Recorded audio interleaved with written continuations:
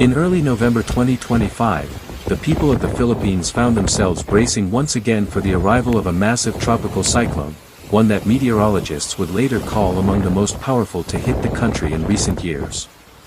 Super Typhoon Fung-Wong, known locally as Uwan, formed over the warm waters of the western Pacific and gained strength with alarming speed. Within a matter of days, the storm's winds intensified from a tropical depression into a full-blown super typhoon, packing sustained speeds of around 185 km per hour and gusts reaching 230. The Philippine Atmospheric, Geophysical and Astronomical Services Administration, PAGASA, issued the highest possible storm signal over several provinces in Luzon, warning of life-threatening winds, torrential rain, and storm surges that could reach up to 5 meters. As the storm approached the country's eastern seaboard, memories of past disasters resurfaced for many Filipinos. The images of flattened villages and flooded streets from Typhoon Haiyan in 2013 and, more recently, Typhoon Kaomiji just a week earlier, were still vivid. The Philippines, lying directly in the path of the Pacific's typhoon belt, experiences around 20 major storms each year, but each new one seems to test the nation's resilience in different and more difficult ways. Officials warned that the danger was especially acute this time because the soil was already saturated from previous rains.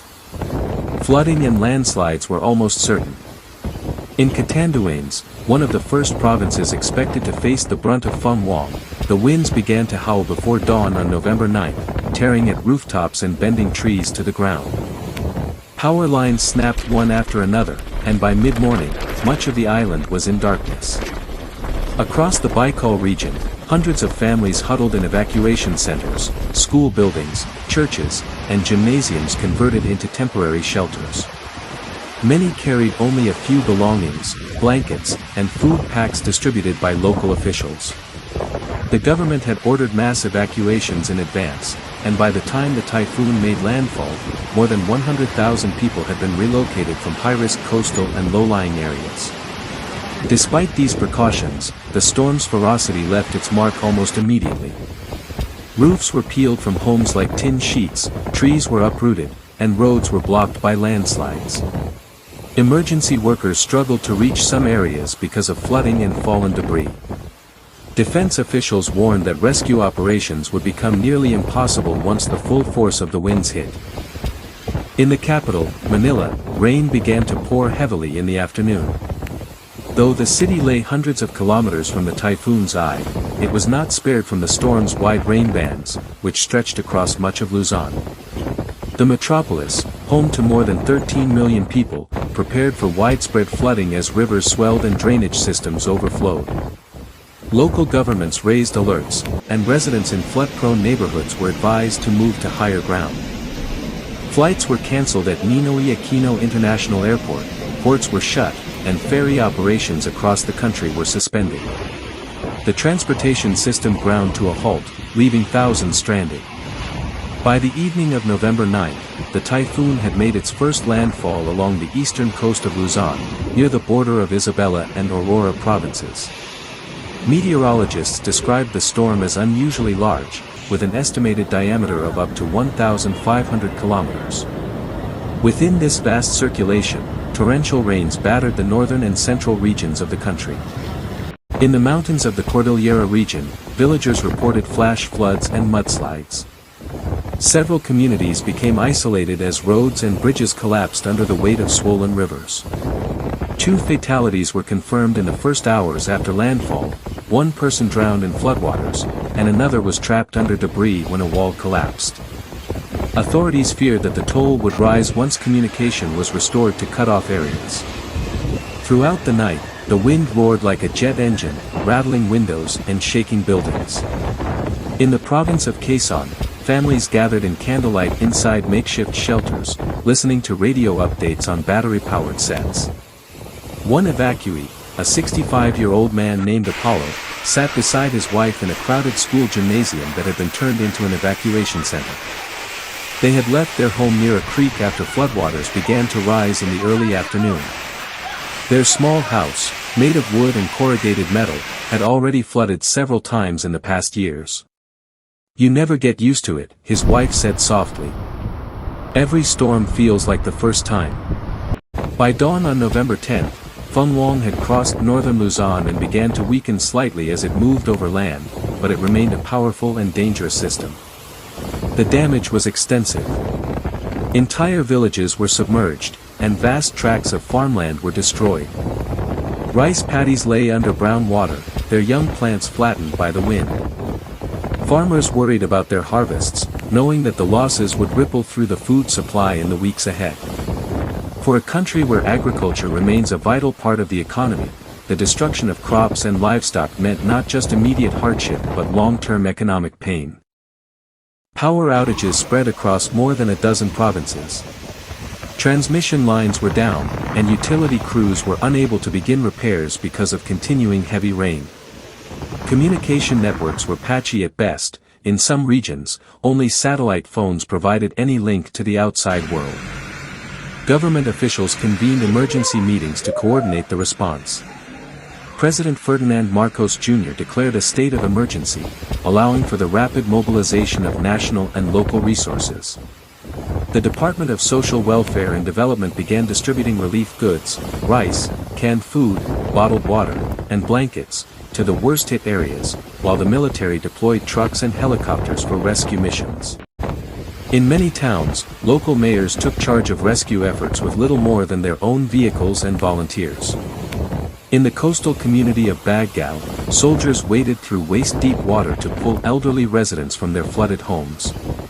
Elsewhere, fishermen secured their boats far inland, tethering them to trees in the hope that they would not be swept away. In one harrowing scene reported by local media, a group of volunteers formed a human chain to rescue children trapped on the roof of a house as water levels rose. The economic toll began to mount even before the storm had fully passed. The Department of Agriculture estimated that initial damage to crops and fisheries could exceed billions of pesos. Supply chains were disrupted as roads and bridges remained impassable. Trucks carrying food and relief supplies were stuck in mud or blocked by fallen trees. Fuel deliveries were delayed, and electricity shortages affected water supply systems. The private sector, including telecommunications and logistics companies, worked with the government to restore essential services. Airlines faced days of cancellations, while ports reported stranded cargo ships unable to dock because of rough seas. Beyond the physical damage, the psychological toll of yet another super typhoon weighed heavily on communities already fatigued by constant disasters. In interviews broadcast by national television, evacuees expressed both gratitude for surviving and anxiety about rebuilding. Many said they no longer had the resources to repair their homes or restart their small businesses. Local leaders called for more investment in permanent evacuation shelters and resilient infrastructure. Experts from the Philippine Institute of Volcanology and Seismology warned that the heavy rains could trigger lahar flows around Mount Mayog, where volcanic debris could mix with floodwaters to create deadly mudslides. As the typhoon exited the western coast of Luzon and moved toward the South China Sea, meteorologists warned that it could still re-intensify over warm waters, possibly affecting Taiwan in the following days. For the Philippines, however, the worst was over, though the aftermath promised to be long and difficult. Satellite images showed vast areas of northern Luzon underwater. The city of Tuguegarao, usually bustling with activity, appeared quiet and deserted, its streets turned into rivers.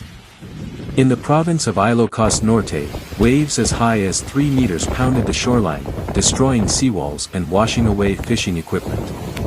The challenge of recovery loomed large.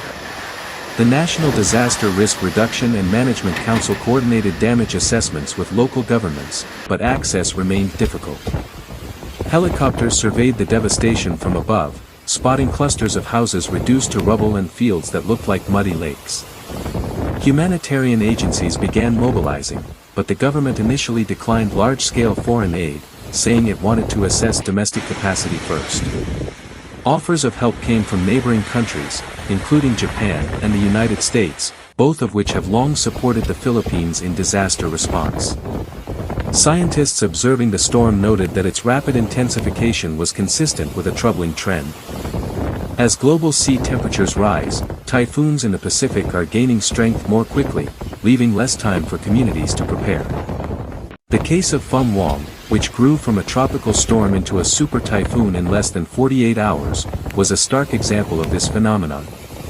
Climate researchers pointed out that the Philippines' geographic position makes it particularly exposed to such storms, and that adaptation measures, stronger housing, improved drainage, and early warning systems, are increasingly urgent.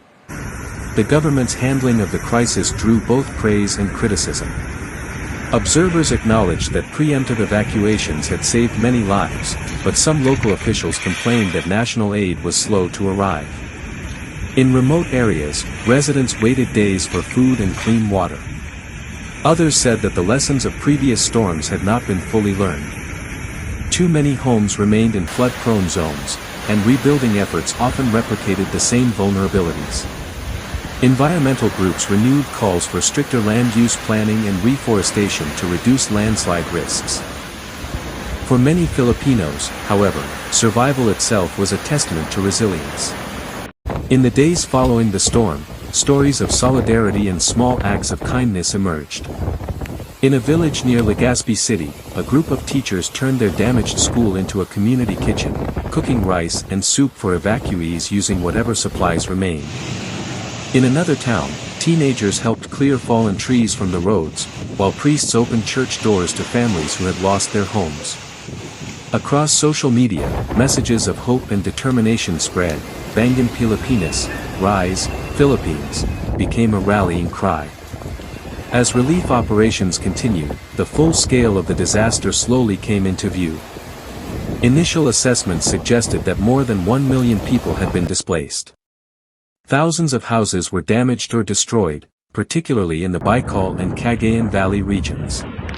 Waterborne diseases became a concern as sanitation systems failed. Hospitals reported a surge of patients with injuries, infections, and respiratory illnesses. Aid agencies distributed hygiene kits alongside food and water to prevent outbreaks. The international community followed the developments closely. News outlets around the world showed images of flooded towns, shattered houses, and evacuees trudging through knee-deep water. Global humanitarian organizations prepared to send assistance, even as domestic relief efforts intensified. Economists predicted that the financial cost could reach several $100 million, a significant burden for a country already grappling with inflation and recovery from earlier disasters. By mid-November, the skies over Luzon began to clear, but the landscape bore the scars of the storm. The once green fields had turned to brown expanses of mud. In coastal areas, seawater had contaminated wells, making clean drinking water scarce. Schools used as evacuation centers remained closed, delaying the return of children to classes. Government engineers worked to restore power lines and repair bridges, but the effort would take weeks. The challenge was not only to rebuild but to rebuild better, to make communities more resilient against the next inevitable storm. As scientists and policymakers debated long-term climate adaptation, many ordinary Filipinos returned to the routines of recovery, patching roofs, cleaning debris, salvaging what remained of their belongings. For them, life after Fung-Wong was a mixture of exhaustion and quiet determination. Each storm, they said, taught them something new about survival, yet also reminded them of their vulnerability. The Philippines' location along the typhoon corridor ensures that storms will always be part of its story, but for those who endure them, the goal is not merely to survive the next one, but to build a future in which survival does not come at such a heavy cost. By the end of the month, power had been restored to most affected areas, though some remote villages remained without electricity. Relief agencies transitioned from emergency aid to recovery programs, helping farmers replant crops and small businesses restart operations. The government promised new funding for flood control and housing projects, acknowledging that climate resilience must become a national priority. For many, however, rebuilding was a slow process. Families who had lost their homes continued to live in temporary shelters. Some decided to relocate permanently, unwilling to face another year of storms. In the aftermath, meteorologists reflected on the lessons of Fung-Wong. It had been a textbook example of rapid intensification and wide-ranging impact. Its enormous size meant that even areas far from the center experienced destructive winds and rain.